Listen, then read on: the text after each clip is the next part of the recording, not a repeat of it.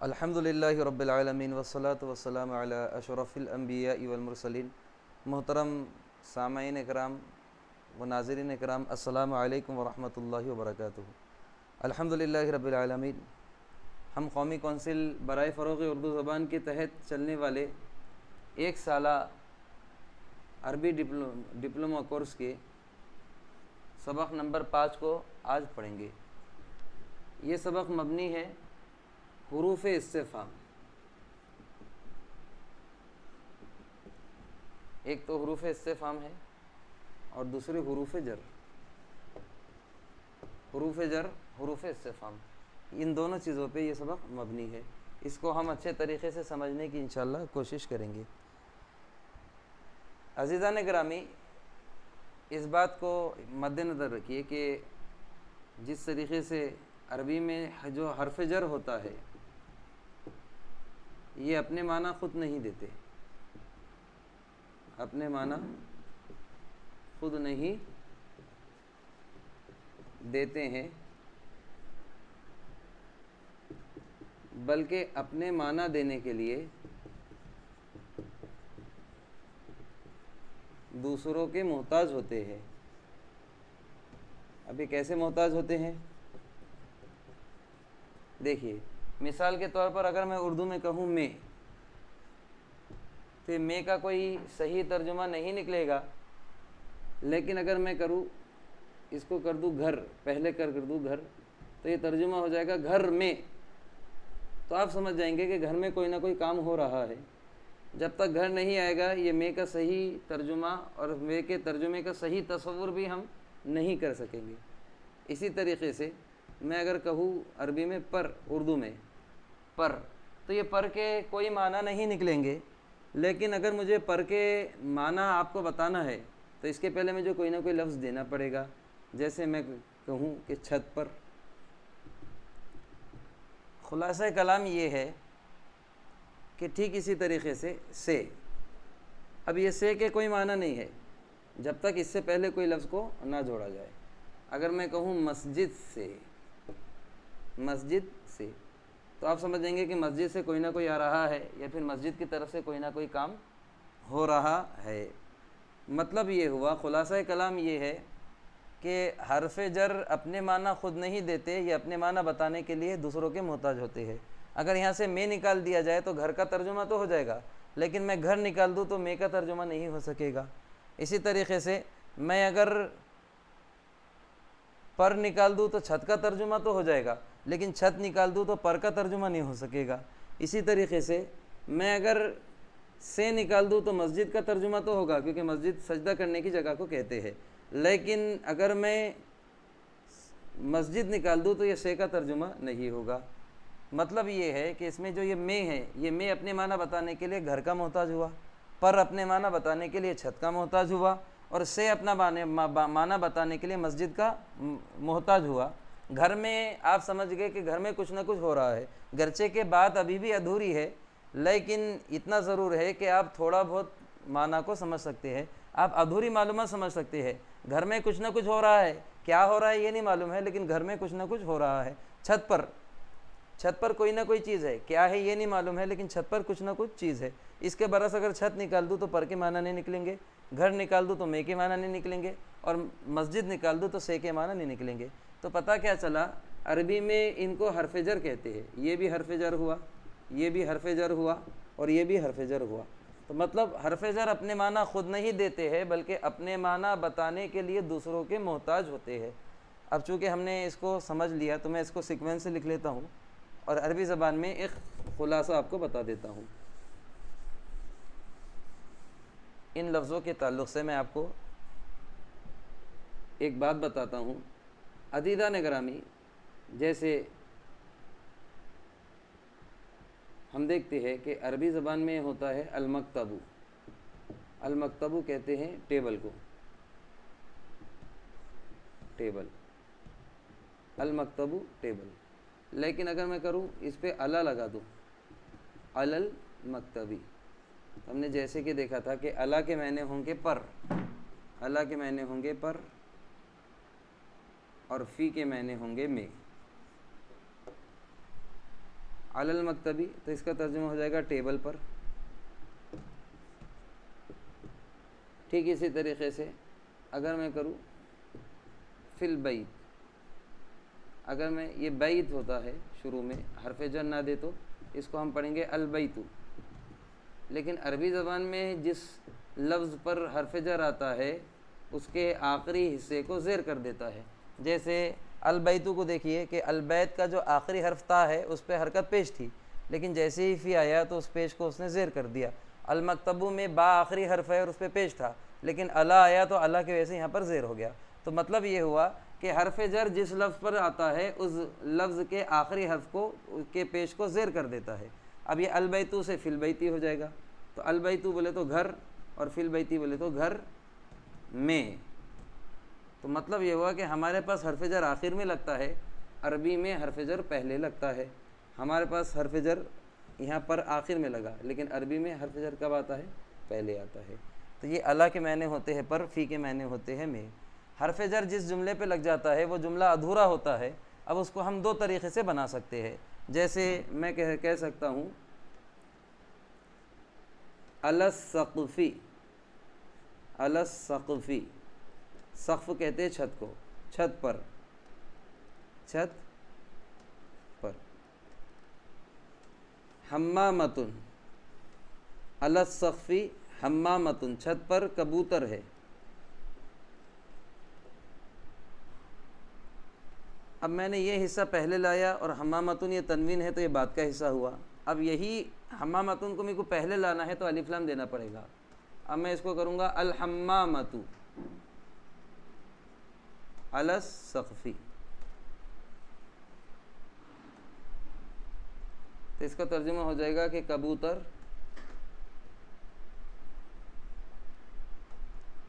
چھت پر ہے. تو مطلب یہ ہوا کہ حرف جر ایک ادھورا جملہ ہوتا ہے، اس کو مکمل کرنے کے لیے یا تو پہلے کچھ دینا پڑتا ہے یا تو آخر میں، یا تو پہلے کچھ دیتے ہیں یا تو آخر میں کچھ دیتے ہیں. اگر حرف جر کو مکمل کرنے کے لیے آخر میں کچھ لا رہے ہیں تو اس پہ تنوین دینا پڑے گا، اور حرف جر کو مکمل کرنے کے لیے پہلے کچھ لا رہے ہیں تو اس پہ الف لام دینا پڑے گا. جیسے الحمامۃ علی السقف، تو الف لام کا مطلب یہ ہوگا کہ یہ پہلا حصہ ہے، اور تنوین کا حصہ مطلب ہوگا کہ یہ دوسرا حصہ ہے. اگر یہ دوسرا حصہ ہے تو اس میں علی السقف پہلا حصہ ہے، اور الف لام اگر پہلا حصہ ہے تو علی السقف اس میں دوسرا حصہ ہے. اس مسئلے کو ہم کو سمجھنا بہت زیادہ ضروری ہے. اب یہاں سے انشاءاللہ ہم سبق دیکھیں گے تو سبق سے ہمارا بہت اچھا کلیئریشن ہو جائے گا.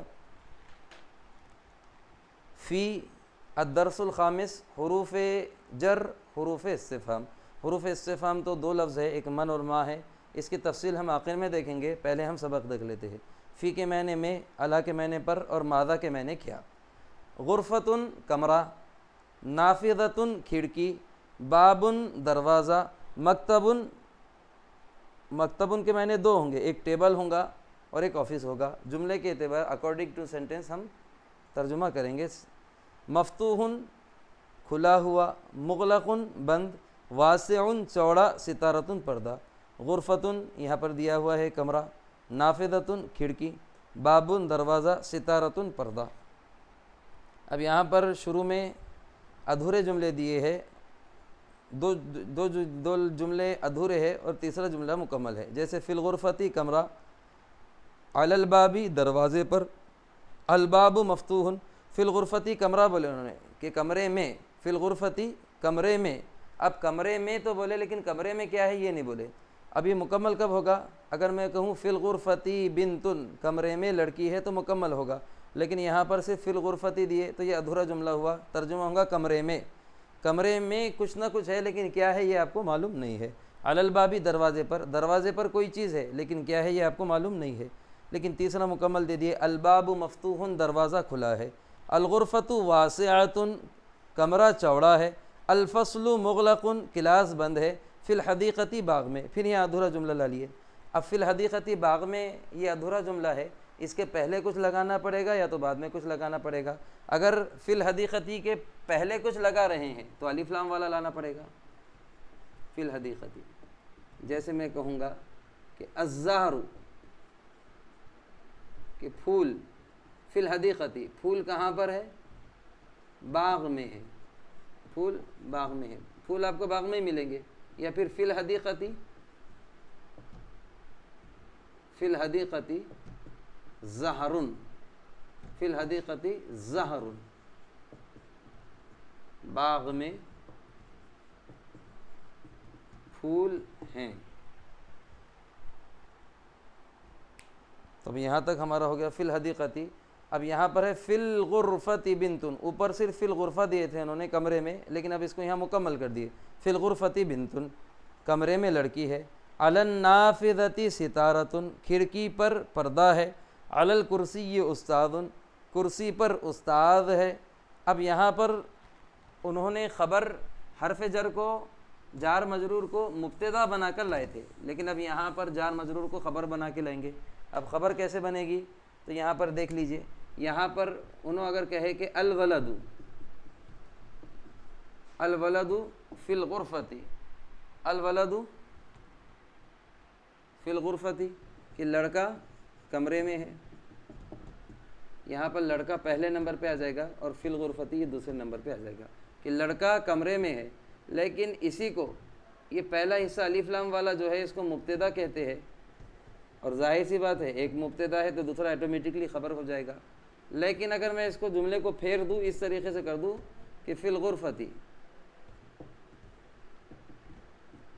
فی الغرفتی ولد، تو اب یہ الف لام سے اس کو خبر کہتے ہیں، یہ تنوین کی وجہ سے خبر بعد والی ہوتی ہے تو یہ ہو جائے گا مبتدا.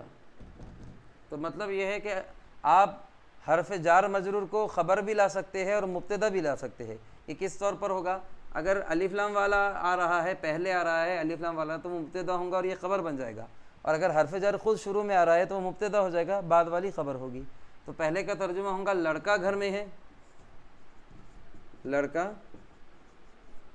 گھر میں ہے. اور دوسرے کا لڑکا کمرے میں ہے. پہلے کا ترجمہ ہوگا لڑکا کمرے میں ہے، اور دوسرے کا ترجمہ ہوگا کمرے میں لڑکا ہے. ترکیب جملے کی بدل جائے گی، معنی مفہوم ایک ہی ہے لیکن ترکیب، پہلے لڑکا کمرے میں ہے بولے اور دوسرے میں کمرے میں لڑکا ہے. تو الولد فی الغرفتی، لڑکا کمرے میں ہے. الاستاذ فی الفصل، استاد کلاس میں ہے. الامراۃ فی البیت، عورت گھر میں ہے. اب یہاں پر حرف جر کو خبر بنا کے لا رہے ہیں اور ضمیر کو مبتدا بنا رہے ہیں. انتا فی الفصل، ان جہاں بھی آئے گا تو تم کا ترجمہ ہوگا. یہ ان میں کس کا ترجمہ ہوگا؟ ان میں تم کا ترجمہ ہوگا. لیکن دیکھنا، اگر ان کے بعد تا زبر آ رہا ہے تو تم مرد، اور ان کے بعد تی آ رہا ہے تو تم عورت. یہ ذہن میں رکھنا چاہیے. انتا فی المدرستی، انتا فی الفصلی، تم کلاس میں ہو. ہوا فی البیتی، وہ گھر میں ہے. ہیا فی الغرفتی، وہ لڑکی کمرے میں ہے. انتی فی المدرستی، تم مدرسے میں ہو. انا فی الحدیقتی، میں باغ میں ہوں. اب یہاں ہماری گفتگو یہاں سے شروع ہو رہی ہے. من فی البیت، یہ حروف استفہام اسے کہتے ہیں. من فی البیت، گھر میں کون ہے؟ الولد فی البیت، لڑکا گھر میں ہے. ماذا علی المکتبی، ٹیبل پر کیا ہے؟ علی المکتبی کتاب، ٹیبل پر کتاب ہے. ماذا فی الحقیبتی، بیگ میں کیا ہے؟ فی الحقیبتی قلم. اب یہاں دو طریقے سے جملہ ہو سکتا تھا. یہ بیگ میں کیا ہے کا دو طریقے سے جملہ ہو سکتا ہے. پہلا طریقہ تو